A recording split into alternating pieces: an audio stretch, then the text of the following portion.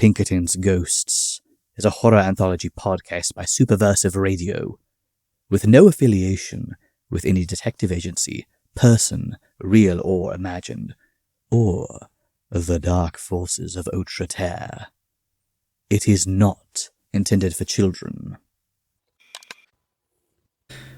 This is Jim Donavan. I found this recording control in a Goodwill. I had gotten a hunch that there were some magical artifacts there and just kind of stumbled upon this. Thought it might be interesting. I would also like to confirm that I am not the Jim mentioned in this particular recording. I'll do some background, see if anything here actually checks out, see if this actually happened. But for now, figured it was best just to get it in the archives. Jim Roberts woke up in darkness. He had woken up in darkness yesterday and the day before, and he had no idea for how long. He was sure it was a matter of weeks, not days. He was alive, so his imprisonment could not have been more than a couple of months. He felt his way over to the corner where the bucket of water had been placed. He drank some, warm, brackish, but the only sustenance he'd had since being cast in this hole. His life aboard the Drake's Drum, training as a navigator, had not been luxurious. But ship's biscuit at least filled his belly. The hunger pains had faded a while back, and he felt tired, weak, and scared. Darkness and silence for weeks. Nothing. Not even abuse. What could it mean? Was he fated to starve to death alone in the dark? Time passed, with only increasing hunger marking Jim's time. They were going to starve him. Jim resigned himself to death. He heard a rattling outside the door of his cell. This was new. Whoever it was who replaced his bucket had always come while he slept. Anything new could only be good. The light of the open door made his eyes ache. Before his eyes adjusted, he felt himself pulled to his feet and half-dragged, half-led out the door.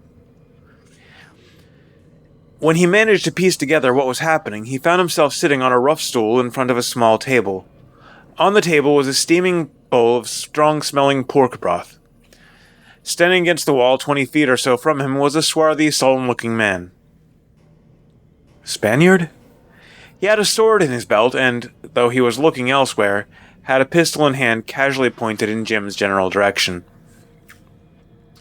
In a sconce on the wall burned the torch that had blinded Jim, but now it illuminated his captor. The man didn't speak a word. Cautiously, Jim reached for the bowl of broth. The man didn't react, so Jim lifted it to his lips and began to drink. After a few mouthfuls, his stomach rebelled, and he waited a minute before resuming his meal. Still silence from his jailer. "Hello," Jim ventured. No response, not even an acknowledgement that he'd spoken. Jim resumed drinking his broth and surveyed the tiny room. Rough stone walls like a cave, and 2 doors.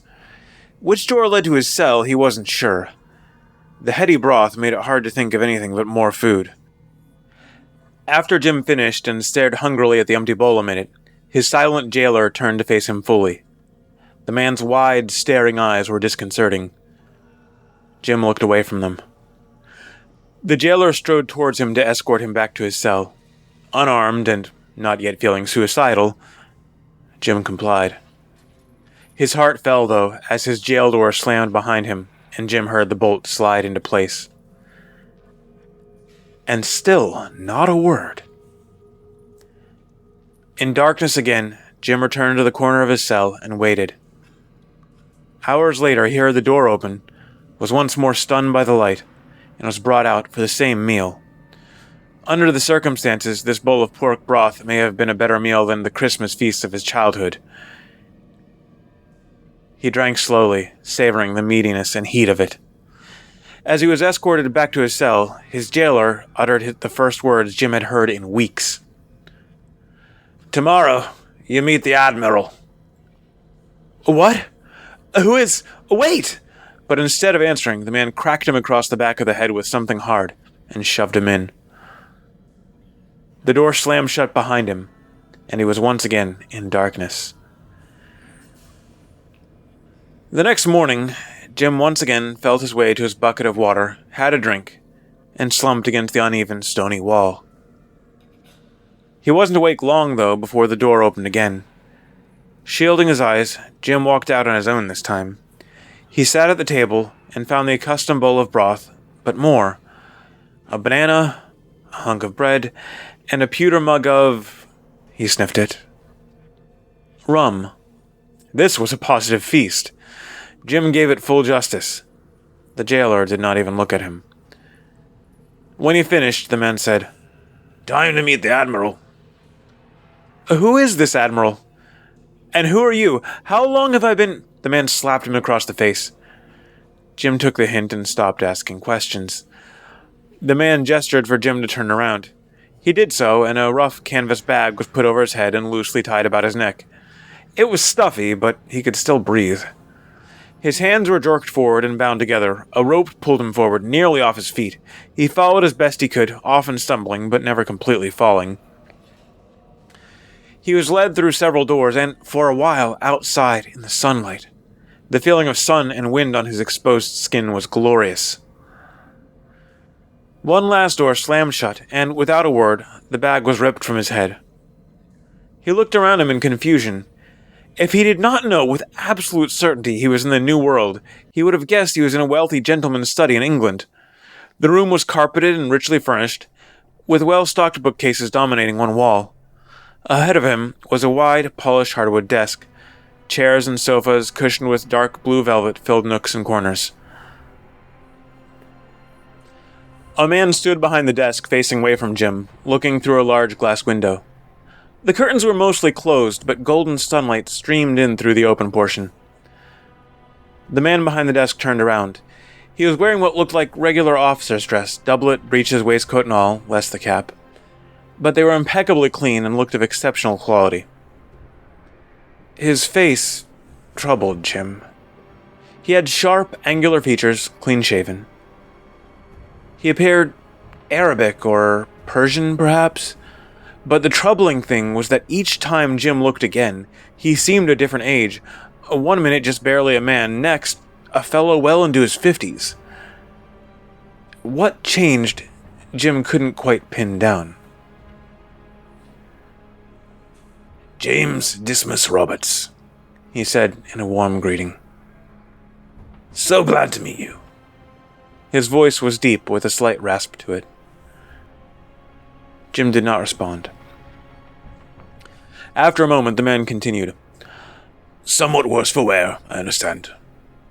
There were reasons. Someday I'm sure you will understand." Jim managed. Hello. I take it you are the Admiral?" The man tilted his head. Indeed, indeed. Please sit down. We have business to discuss." Jim looked down at his bound hands. "Ah, yes," the man said. He walked around the desk and up to Jim. He produced a small knife, apparently out of nowhere, and cut the ropes. The knife vanished back to wherever it had come from. As he walked back towards his desk, the Admiral said, "Regrettable necessity. Now, James, as I said, we have business to discuss." But Jim's mind was a whirl of questions. "I don't even know your name. What do I call you?" Behind the desk, he turned towards Jim again. "What? Not the Admiral? Very well." He inclined his head a touch and flashed a slight smile. "You may call me Monsieur Sinespe." Jim's brow furrowed.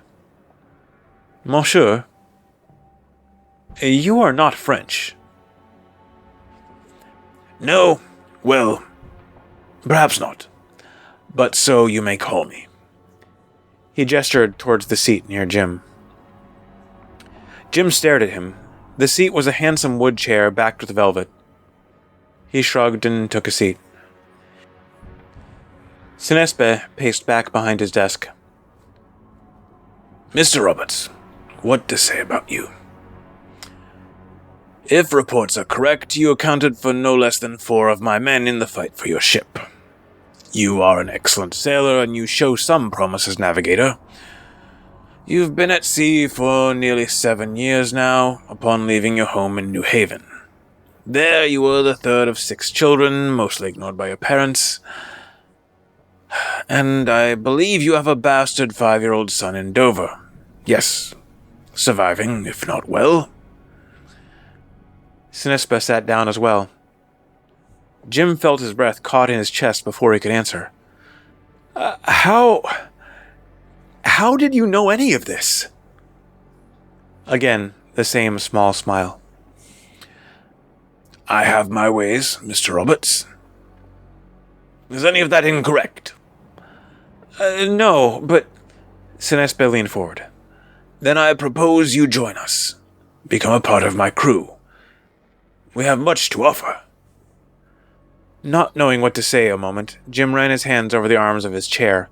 The fabric was marvelously soft. How did this man get such goods here in the Caribbean? He looked back up at Sinespa. You torture me for... I can't even guess how long, then offer me a job? This is mad. Sinespa shook his head lightly. A mere 2 weeks. You were never in any danger. I assure you, if you join us, someday it will all make perfect sense. But... What on earth could he say? This made no sense at all. You hesitate. Well, I have other inducements. Sinespa rose from behind his desk and walked across the room to stand directly before Jim. Jim fixedly stared at the man's boots.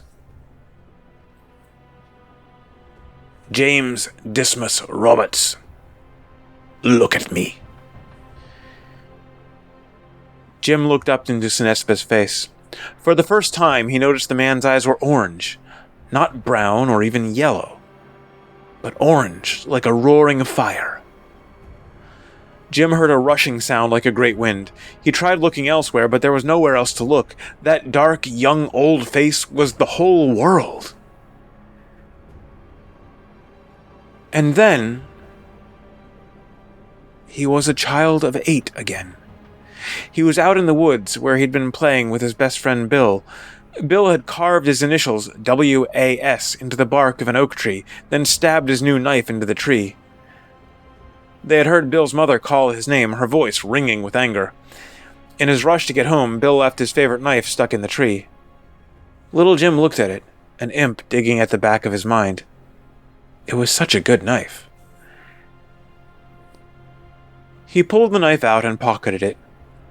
The next day, when Bill bemoaned its loss, Jim feigned complete ignorance.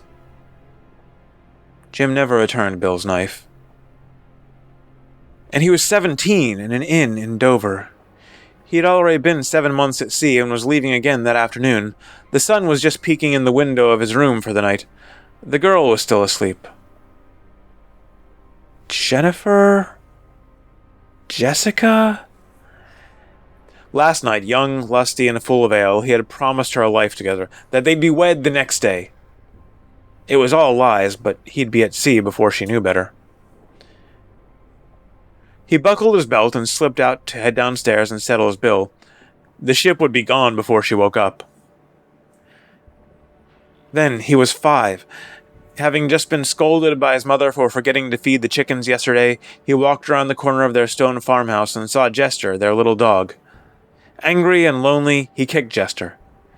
The shaggy little grey mutt, all of him as long as little Jim's lower leg, whimpered and whined. Jim kicked him again and yelled, "Bad doggy! Go away!" It went on and on. Every lie in Jim's life, every betrayal, every petty act of cruelty, every shirking of duty, every unjust word spoken in anger, he relived all of it in perfect clarity. Some part of him knew this was not real, was memories being dredged up, but he could not break free. This was his reality. And that same part knew that this was not his whole life. There was also goodness and generosity and warmth he had performed to family and stranger alike. In this moment, he could recall none of that. And after reliving all of this wickedness, he found it hard to believe that there was anything but the evil he did in life.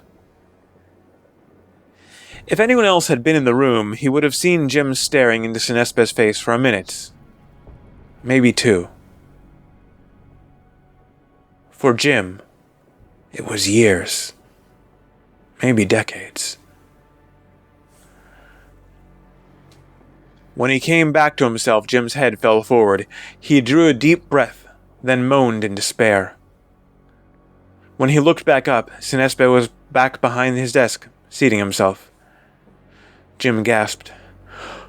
"What are you?" "I am but as you see me, friend. A man like you.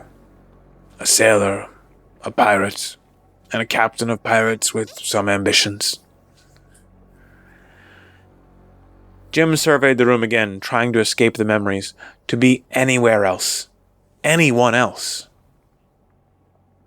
Sinespe continued. "But I have some unusual friends who have lent me their aid for a price." Jim tried to stand, but found his legs uncooperative. "Do you smoke, Mr. Roberts? It's marvelously calming. I have a pipe I could lend you." "Did he..." No. Not right now." And then Jim began to cry. "I know it was painful, Mr. Roberts." He sounded genuinely sympathetic. "I'm afraid I cannot take away those memories. They are simply what you are." Sinespe packed a pipe for himself, lit a match from a candle on the table, and puffed his pipe to life. "I can, however, take the pain away. Help you reconcile yourself with them." Tears still streaming down his face, Jim looked back up. "What? Oh, what do you mean?" "In exchange for services, of course, Mr. Roberts. Join us. Join my crew. You already know the sea life. There are many rewards, and..." Sinespe took a long drag on the pipe, then blew out a puff of smoke. "I will take the pain away." "I don't know. I don't understand. What did you do to me?" Jim fought to remember who he was, to remember goodness and decency, but all he could find was memories of malice, of vice, of ugly cruelty. Sinespe stood, walked around, and leaned against his desk. "I did nothing but show you who you were. You are." "Damn you!" Sinespe walked over and crouched in front of him, almost at eye level. "Friend, I think we both know it's a bit late for that." Jim tried to swallow the lump in his throat. And if I don't?" Sinespe raised his eyebrows. "I let you go. I'll get you to a friendly port. You return to your old life." Another long drag on his pipe. Another puff of smoke off to his left. "You'll hang yourself within the year." Sinespe stood, turned his back to Jim, and took a few steps away, staring out of a window into the bay. Jim leaned back in his chair. He blinked and shook his head as he searched his memory, tried to find one moment of goodness, of decency, of hope. Nothing. If he ever had been such a man, it had been erased. But He could just barely remember a story. A story of a man long ago. A good man who loved so much that he embraced an excruciating death to give life to the world. Jim tried to stand, failed, and fell to his knees. Barely a whisper, he said, "Lord Jesus, have mercy on me, a sinner." Sinespe stumbled forward as if someone had struck him from behind. Bracing himself against the windowsill, he raised his head and let out a shriek of fury. He turned back and stalked to Jim, looking ready to strike him, but could not raise his hands. "Chandler!" he yelled. A moment later, the door opened and a man Jim had not seen before came in. He looked more like a bookkeeper than a sailor. He stood just inside the door, waiting quietly. Jim remained where he was on the floor. Sinespe stood a few feet from Jim, breathing heavily, calming himself and adjusting his coat. To Chandler, he said, "Report." "Sir, our scouts say the Royal Navy is scouring nearby islands. We'll probably find this base in a matter of weeks." Sinespe nodded and returned to his desk. "No harm in it. We've moved shop before, and most likely will do so again." He grinned and nodded in Jim's direction. "Pity they won't be in time to save this poor fellow. Send in Ricardo." Jim had managed to get himself back into his chair. When he looked back to Sinespe, he found a pistol trained on him. Again, with no good options, he sat and waited. A few minutes later, his jailer returned. In a flat, level voice, Sinespe said, "Take him back to the hole. No water." Jim rose to throw himself at Sinespe. Ricardo tackled him, and, weakened by deprivation, Jim was easily bound and hooded once more. As Monsieur Sinespe ordered, he was returned to his cell, and, also as ordered, there was no water. The bucket remained as if to mock him, but it remained empty, at least until he refilled it himself, for what he assumed would be the last time in his life.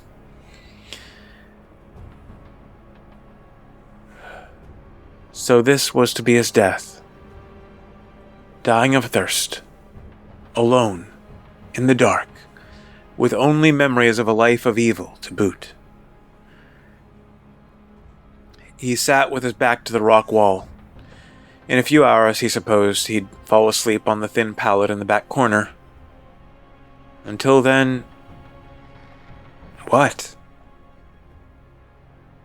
Lacking anything else, Jim resorted to what had served him in Sinespe's study.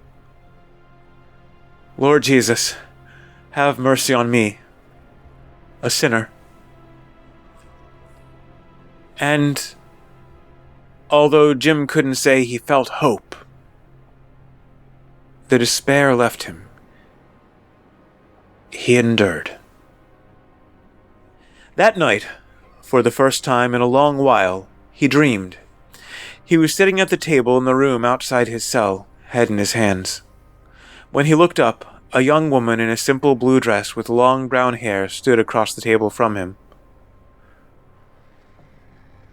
"James, my son said that he who asks will receive. What do you need?" "What? Who are you? Who is your son?" She smiled. "You will know him." She walked around the table, put her hand on his shoulder, and asked, "What do you need, James?" Through dry, cracked lips, Jim croaked, "Lady, I need water." "Then ask, and you will receive." And so the dream ended. When Jim woke up, he felt his way to the bucket. Empty. Dry. Although, strangely, his captors apparently had the courtesy to empty and rinse it for him overnight. It didn't stink. Remembering his dream, he clasped his hands and said, Lord Jesus, give me this water, that I thirst not. After sitting back, he felt the bucket again. Still dry. Oh well, Jim thought, it was but a dream anyway. I suppose I'm no worse off. He passed the day in darkness and silence and a strange peace. He fully expected to die in just a few days, but he neither feared nor hoped. What tomorrow would bring, he would face then. And again, Jim grew tired and slept. And again, he dreamed. Instead of being at the table outside his cell, Jim was outdoors in the bright sunlight, sitting on the rim of a well. He looked around, and he could tell he was in the middle of a town, but the buildings all seemed vague and indistinct. What was perfectly clear, though, was the man walking towards him. He was tall, with slightly sharp features, brown hair and beard, and wearing a common farmer's clothes. Not dirty, but well worn. The man sat down beside Jim, pulled a bucket up out of the well by a rope Jim had not noticed, and offered it to him.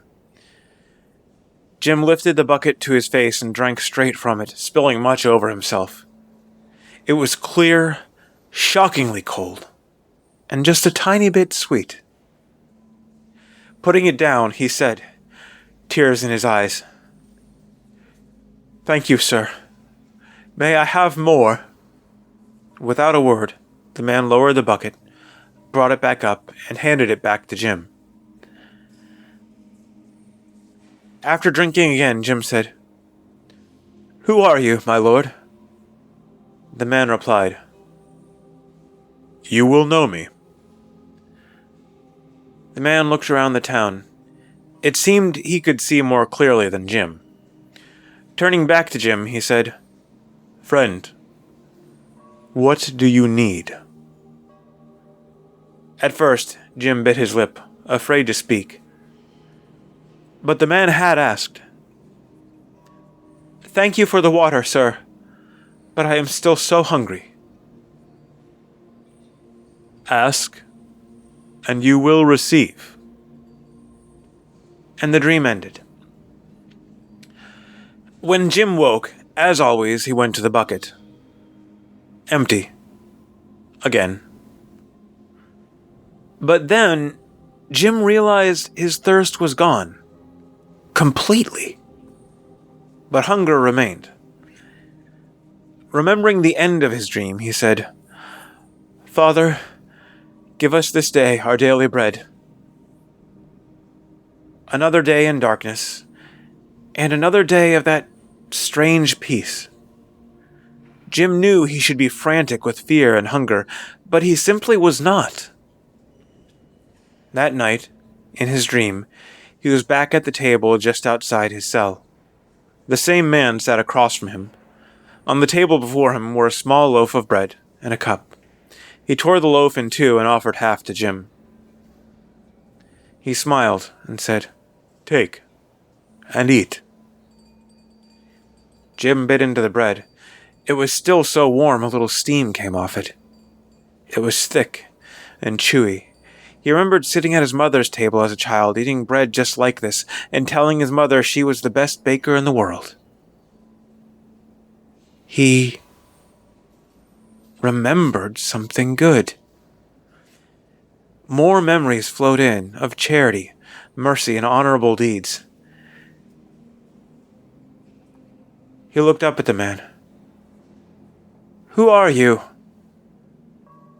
The man only offered him the cup. Jim sniffed it. Wine.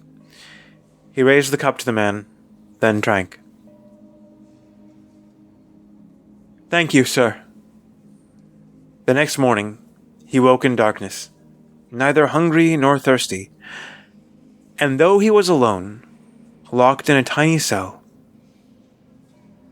Jim was happy. Again he said, "Father, give us this day our daily bread." So went the next several nights. Each night he dreamed of that same simple meal with the man, who remained silent. Each morning he repeated his request. He waited in darkness, but in hope. One night after his dream meal, the man again asked, "Friend, what do you need?" By this time, Jim was no longer afraid to ask. "Lord, I would be free. I would go home." "Ask, and you will receive." The next morning, upon waking, Jim said simply, "Deliver us from evil." And the day passed. That night he did not dream, but the next morning he woke to what sounded like cannons and men fighting in the distance. After what he guessed to be a couple of hours, he heard sounds in the room outside his cell. He shielded his eyes from the torchlight, and when the bolt was drawn, he heard, "We found a prisoner here. He seems in good condition." When his eyes adjusted, an officer of the Royal Navy appeared before him. "Are you all right, man?" the officer asked. "Do you need anything?" Rising to his feet, Jim asked, "Sir, do you have a priest? I must confess." Pinkerton's Ghosts is a podcast distributed by Superversive Radio, licensed under an Attribution Non-Commercial Share-alike International License. This episode was written by Zaklog the Great and performed by the same. Ben Wheeler edits, directs, produces, and herds cats. Kid Dickerson performs our audio editing. Visit us on Facebook, read articles on superversivesf.com, or listen to us on unauthorized Acast, iTunes, or Spotify. Contact us through Twitter at @PinkertonsGhosts, email us at pinkertonsghosts@gmail.com, or send us noble messenger possums with messages strapped to their backs. Don't worry, they know how to find us. Thank you for listening, and good luck.